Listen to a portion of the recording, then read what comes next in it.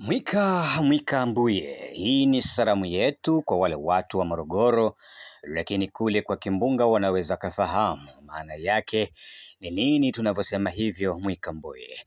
Lakini naweza kusema kurabo kumchora mangwetu kuncholile mwakashina. Hizo ndio salamu za kule kwetu nyumbani.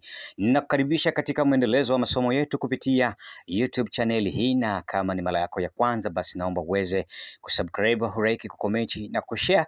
Lakini moja kwa moja nenda Facebook kanisearch kama Khalid Kapilima maarifa yangu au Dr. Kapilima au Mwichawagi dawa za asili. Lakini nenda kule TikTok kanitafute Kapilima Spiritual, Kapilima Production. Lakini nenda Instagram Khalid Kapilima Abo au Mchawi 88, Twitter Kapilima Medicine na Mwichawagi YouTube, basi uweze kusubscribe.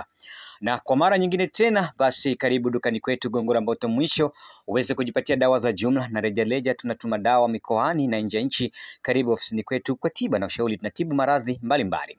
Na leo nataka nikupe dawa hii ambayo itakwenda kukusaidia.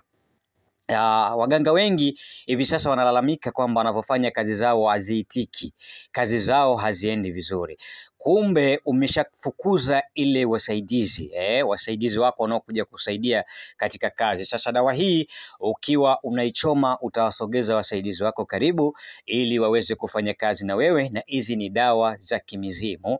Basi hapa nitakufundisha, kaa na peni na daftari yako ili uweze kujifunza. Asili ni asili. Mti wetu wa kwanza kabisa unaitwa muhoja.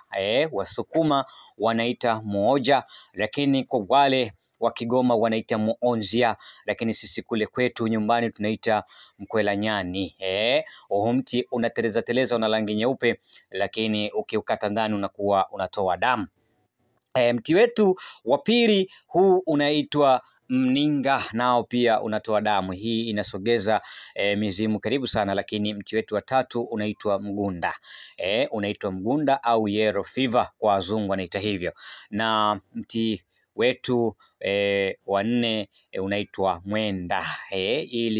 Ili jambo lako lolote liwe linakwenda unalolifanya, lakini utakwenda kuchanganya na mwanukulo au itemlo. Ndani yake utaweka na ubani mashtaka.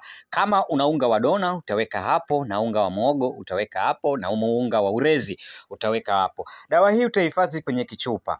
Pale unapokuwa unachoma dawa zako basi unaomba msaada. Unapoamka tu ofisini kwako unachoma, unaoita mizimu yako ishirikiane na wewe kwenye kazi au kazi yoyote unayofanya unachoma hii. Lakini pia ukitoa ubani mashtaka, zikibaki hizo zingine basi una uwezo wa kupuliza, kusogeza mizimu yako karibu ili iweze kukusaidia kwenye kazi. Mimi hapa ni Dr. Kapilima, the King of Tree Tanzania, from Tanzania. Mungu atubariki sana.